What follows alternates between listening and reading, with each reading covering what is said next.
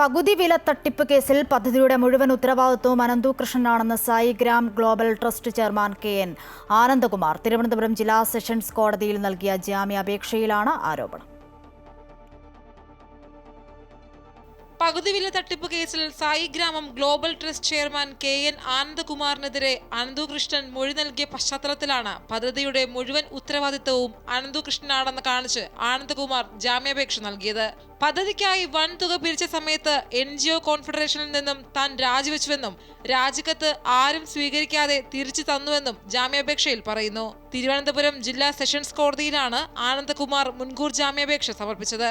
പകുതിവില തട്ടിപ്പിൽ കണ്ണൂരിൽ രജിസ്റ്റർ ചെയ്ത കേസിൽ ആനന്ദകുമാറിനെ പ്രതി ചേർത്തിട്ടുണ്ട്. മൂവാറ്റുപുഴയിൽ രജിസ്റ്റർ ചെയ്ത കേസിലും ഇയാൾ മുഖ്യപ്രതിയാകുമെന്നാണ് വിവരം. ഇതിന് പിന്നാലെയാണ് ആനന്ദകുമാർ മുൻകൂർ ജാമ്യം തേടിയത്. അമൃത ന്യൂസ്, തിരുവനന്തപുരം.